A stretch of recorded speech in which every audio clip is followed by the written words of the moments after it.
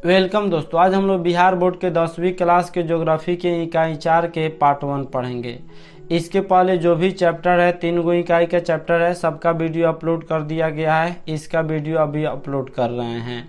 PDF का link video के description में दे दिया गया है। उस लिंक पे क्लिक कीजिएगा तो एक नया टैब खुलेगा, वहाँ पे जाके उस पीडीएफ को क्लिक करके पढ़ सकते हैं।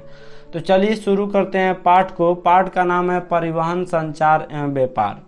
सबसे पहले जान लेते हैं परिवहन किसे कहते हैं। तो वस्तुओं तथा यात्रियों को एक जगह से दूसरी जगह ले जाने की प्रक्रिया को ही परिवहन कहते हैं। जब हम किसी वस्तु को या यात्री को एक जगह से दूसरी जगह ले जाते हैं तो इसी पद्धति को परिवहन कहते हैं।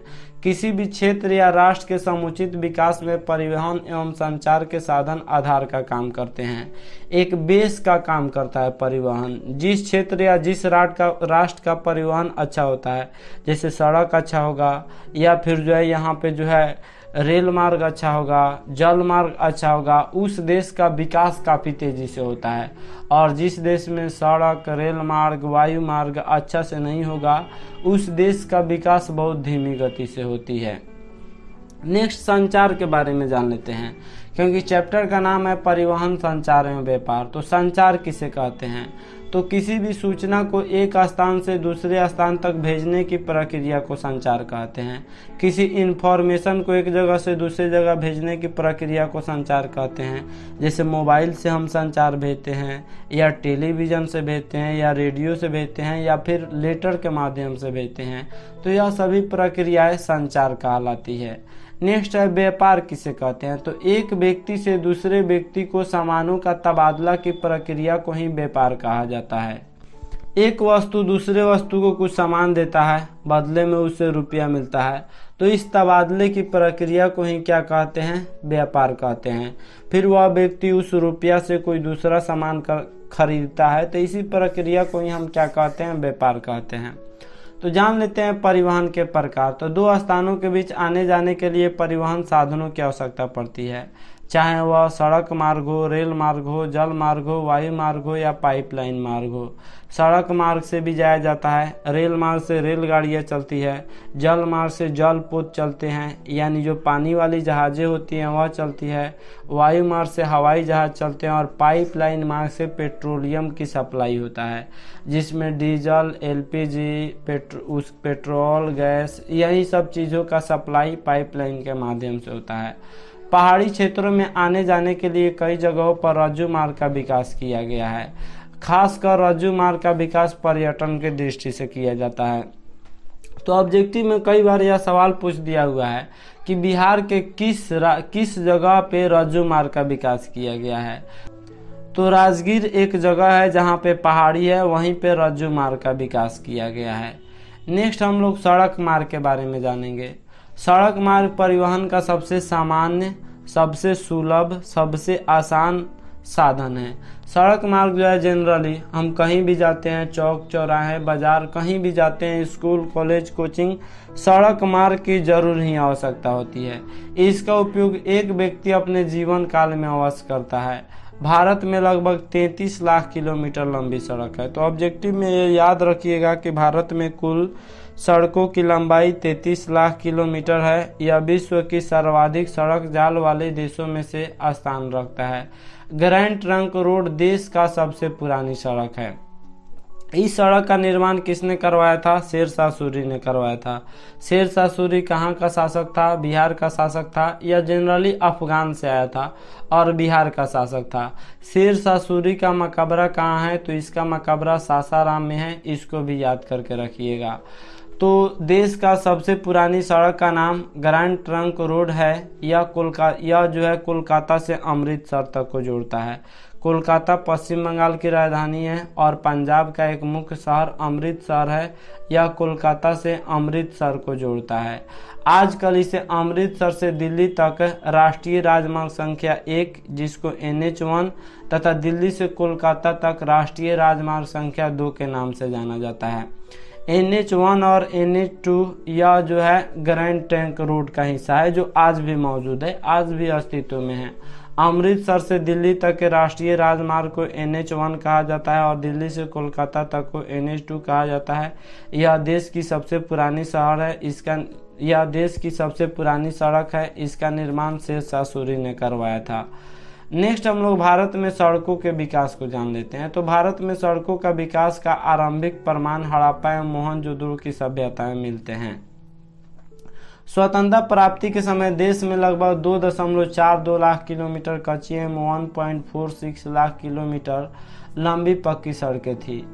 तो देखिए भारत में जो सड़कों का प्रमाण मिलते हैं वह हड़प्पा और मोहनजोदड़ो की जो सभ्यता थी, जो आज से 4000-5000 पुरानी सभ्यता थी, उस समय सड़कों का प्रमाण मिले हुए हैं। चाहे मोहनजोदड़ो की सभ्यता हो या हड़प्पा की सभ्यता हो।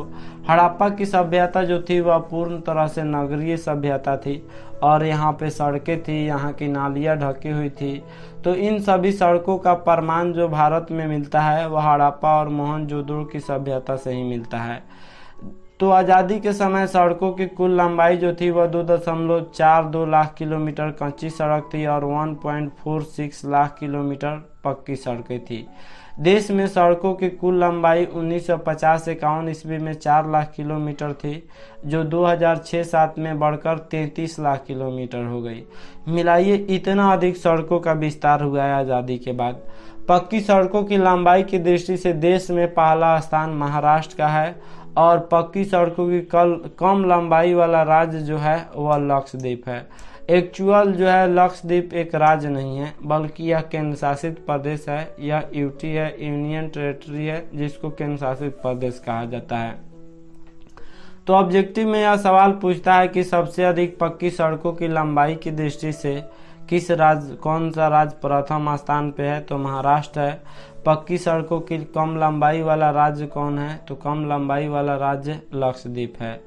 अब हम लोग सड़कों के प्रकार के बारे में जानेंगे। तो हमारे देश में सड़कों को 4 प्रकार से बांटा गया है। एक होता है राष्ट्रीय राजमार्ग जिसको NH कहा जाता है। दूसरा होता है राज्य राजमार्ग जिसको SH कहा जाता है। इसको नेशनल हाईवे कहा जाता है। इसको स्टेट हाईवे कहा जाता है। तीसरा होता है जिला सड़कें और चौथा होता है ग्रामीण सड़कें। जिला सड़कें विभिन्न जिला के मुख्यालयों को गाँवों से जोड़ने का काम करता है। तो चलिए इन सभी सड़कों के बारे में बारी बारी से हम लोग जान लेते हैं। पहला है राष्ट्रीय राजमार्ग। तो राष्ट्रीय राजमार्ग विभिन्न भागों प्रांतों को आपस में जोड़ने का काम करता है। यह देश के एक छोर से दूसरे छोर तक फैला हुआ है। जो राष्ट्रीय राजमार्ग है वह देश के एक छोर से दूसरे छोर तक फैला हुआ है। यह एक राज्य को दूसरे राज्य से, एक महानगर को दूसरे महानगर से जोड़ने का काम करता है। देश का सबसे लंबा राष्ट्रीय राजमार्ग 7 है।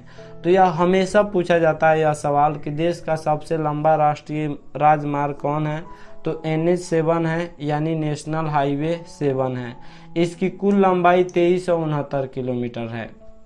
राष्ट्रीय राजमार्गों का निर्माण एवं देखभाल का दायित्व केंद्र सरकार को है। देश में कुल 228 राष्ट्रीय राजमार्ग है। जो नेशनल हाईवे है वह कुल 228 है। 228 राष्ट्रीय राजमार्ग है, यानी नेशनल हाईवे है।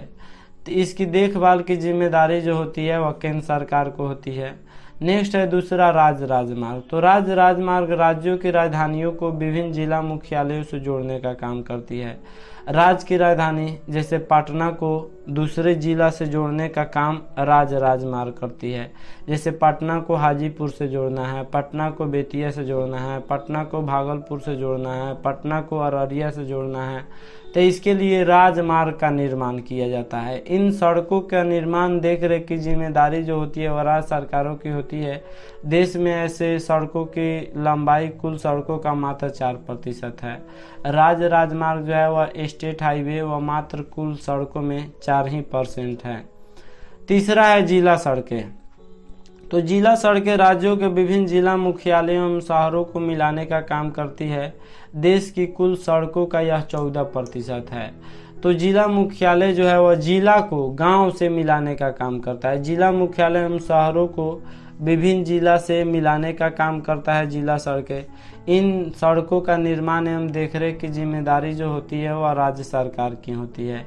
नेक्स्ट है ग्रामीण सड़कें। ये सड़कें विभिन्न गांवों को जोड़ती है, एक गांव को दूसरे गांव से जोड़ती है, और यह जिला मुख्यालय को विभिन्न गांवों से जोड़ती है, या 2 जिलों को जोड़ती है जो जिला सड़कें होती है। और जो ग्रामीण सड़कें होती है या गाँव को जोड़ने का काम करती है। देश के कुल सड़कों का ग्रामीण सड़कें जो है वह 80% है। तो ऑब्जेक्टिव में इसको याद रखिएगा, देश में सबसे अधिक सड़क ग्रामीण सड़कें हैं। कितना प्रतिशत? 80%। 4% नेशनल हाईवे हैं, 4% स्टेट हाईवे हैं, 14% जो है जिला सड़कें हैं, और जो 80% है वह कुल मिलाकर 80% ग्रामीण सड़कें हैं। तो इसको याद रखिएगा। नेक्स्ट है सीमांत सड़कें किसे कहते हैं।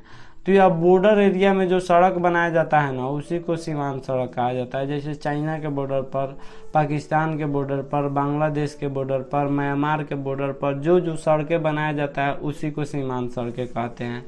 राजनीतिक एवं सामरिक दृष्टि से इस प्रकार के सड़कों का निर्माण सीमावर्ती क्षेत्रों में किया जाता है। इन सड़कों के रख रखाव सीमा सड़क संगठन करता है। युद्ध की स्थिति में इन सड़कों का उपयोग अधिक होता है। इन्हीं सड़कों के माध्यम से सीमा पर सैनिकों के लिए आवश्यक सामान भेजा जाता है। इस सड़कों का निर्माण इसलिए किया जाता है, सेना के लिए आवश्यक सामान, जैसे युद्ध की स्थिति में हथियार पहुंचाना है या सैनिकों को भेजना है, तो उसके लिए सड़कों का अधिक जो है जाल बिछाया जाता है। तो ये था परिवहन, संचार एवं व्यापार का पार्ट 1। आशा करता हूँ यह वीडियो आपको काफ़ी पसंद आया होगा। हमारे चैनल को सब्सक्राइब करें, इस वीडियो को लाइक करें तथा अधिक से अधिक शेयर करें। Thanks for watching my video.